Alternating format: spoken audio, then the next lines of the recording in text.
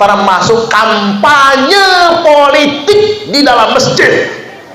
Ada bahasa-bahasa yang menyesatkan dari kaum sekuler. Apa kata mereka? Jangan bawa-bawa urusan politik ke dalam masjid. Hish, najis itu perkataan. Wes angel.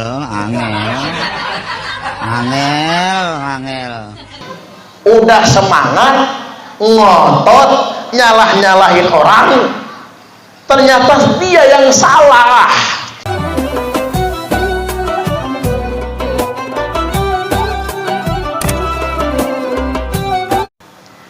Manipulasi yang paling mudah adalah manipulasi dengan menggunakan bahasa agama. Menipu paling gampang, nipu pakai bahasa agama. Makanya banyak dukun cabul, Pak, karena nipu pakai bahasa agama.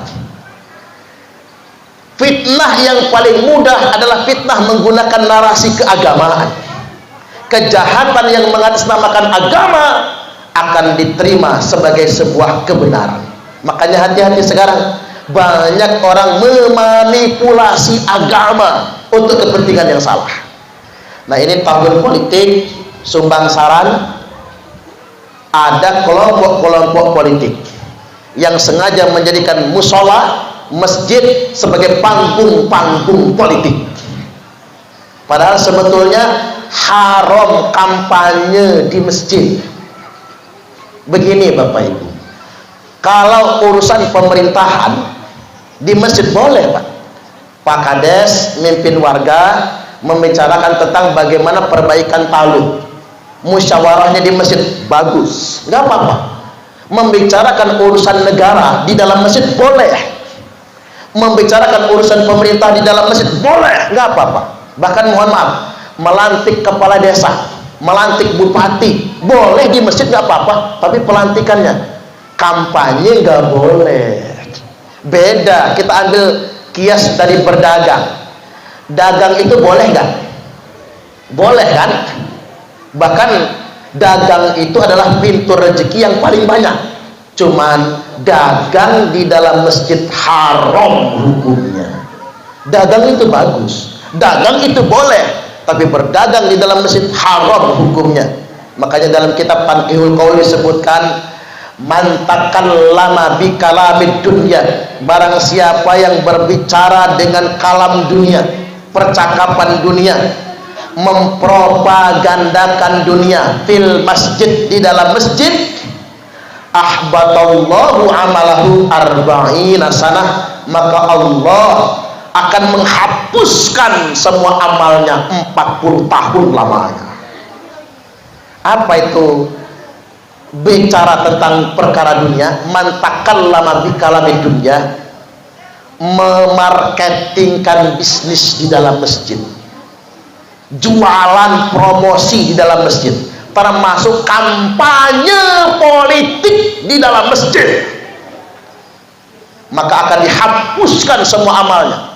Makanya siapapun, politisi-politisi, calon-calon, partai-partai, kalau Anda semua kampanye di dalam masjid, maka boleh jadi Anda semua akan sial 40 tahun lamanya. Jangan macem-macem. Kelompok-kelompok itu Pak ngotot. Mereka nuduh kita yang nggak bolehin kampanye di masjid itu sekuler. Ada bahasa-bahasa yang menyesatkan dari kaum sekuler. Apa kata mereka? Jangan bawa-bawa urusan politik ke dalam masjid. Hish, najis itu perkataan. Wes angel.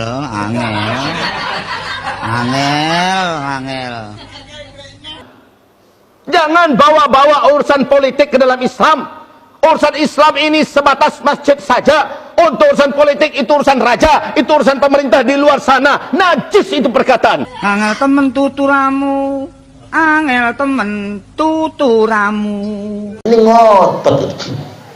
Dia nuduh kita sekuler. Memang mereka tuh begitu Bapak Ibu. Kalau nggak setuju sama kita, nuduhnya sekuler, nuduhnya liberal, nuduhnya Syiah. Betapa banyak Pak Kiai-Kiai NU difitnah sekuler, difitnah liberal, difitnah Syiah dan lain sebagainya. Itu kerjaan mereka.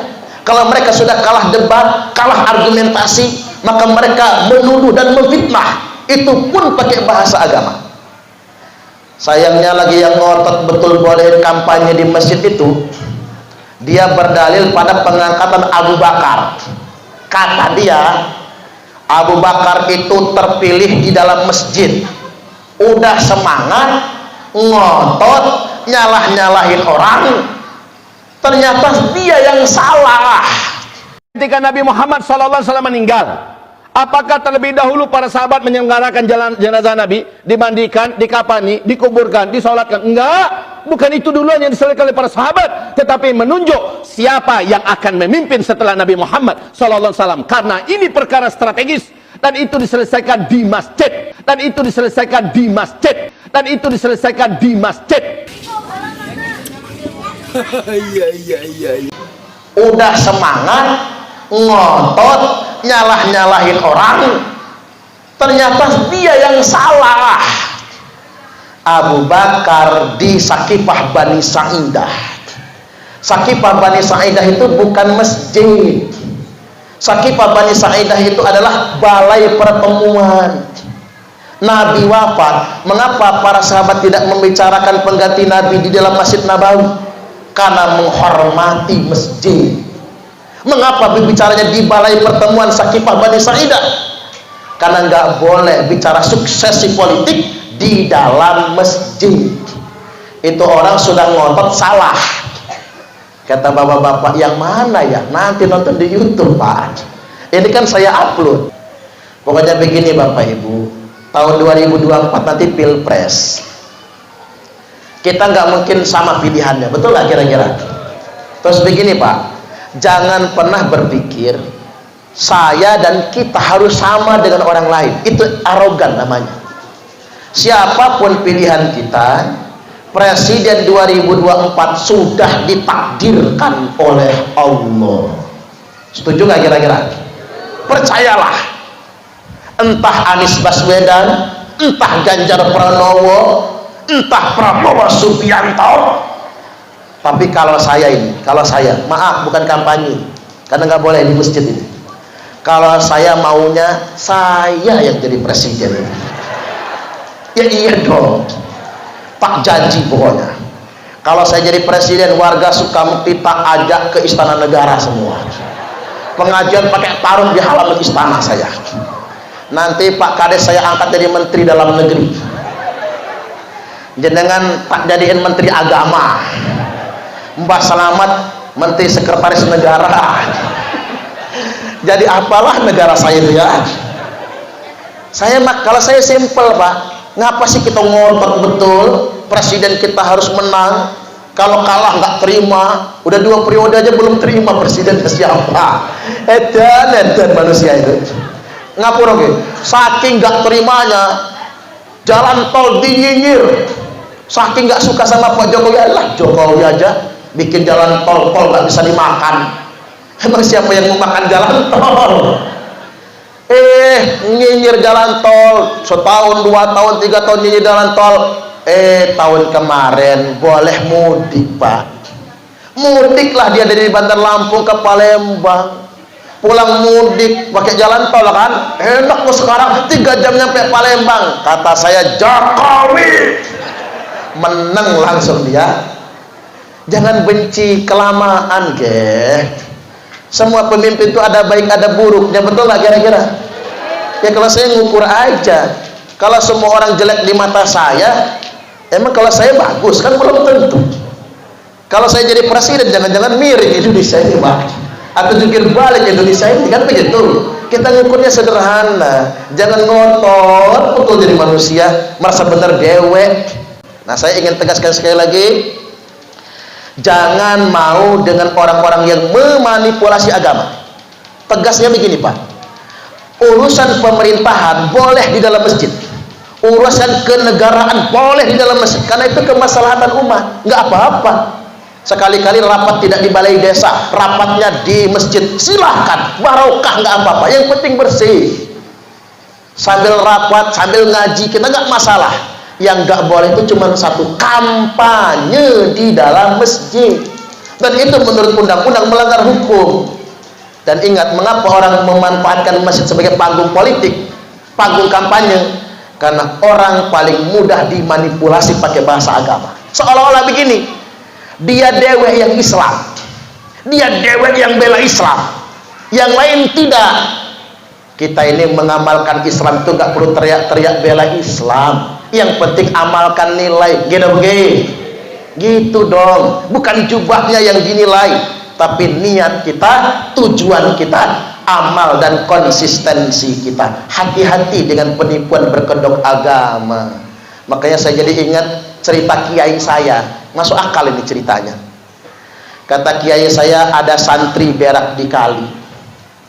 Pernah berak di kali gak sih Pak? Pernah Ki? Ada santri berak di kali. Lagi nongkrong berak di kali, disundul ikan jeleduk, kecebur dalam kali. Santrinya kuesel, pulang dia ke rumah, ngambil jaring, ngambil jalak, pokoknya ikannya harus ditangkap. Dapat ikannya Pak, lele jumbo itu yang segede paha. Santrinya kaget, pantesan aku disundul ngantek kecebur. Ternyata ikannya segede paha. Untung nggak salah nyundul dia tadi. Kalau salah habis dah saya. Iya juga ya Pak.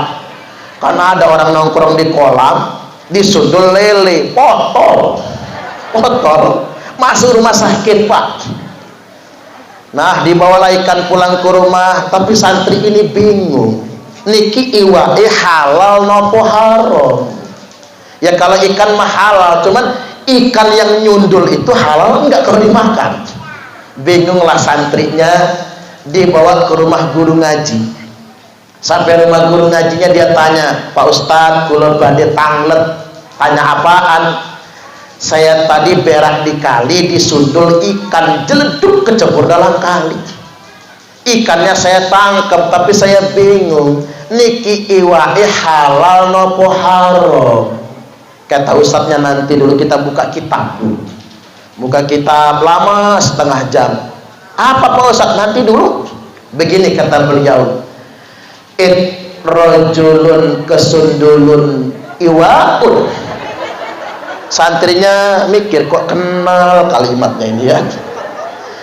Rojulun kesundulun iwaun fahuwa haramun jidan. Artinya apa Pak Ustadz?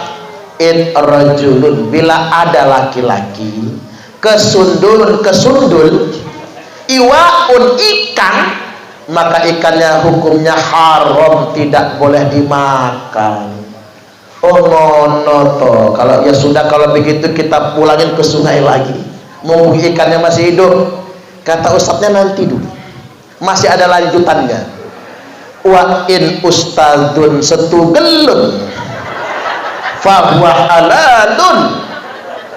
Tapi nek ustadze entuk setugel alias parohan halalnya. Oh ngono. Ya sudah Pak Ustadz, kata si santri, pengen bagian pala atau buntut, atau kita belah tengah dua? Kata ustadznya, nanti dulu, masih kurang ujungnya.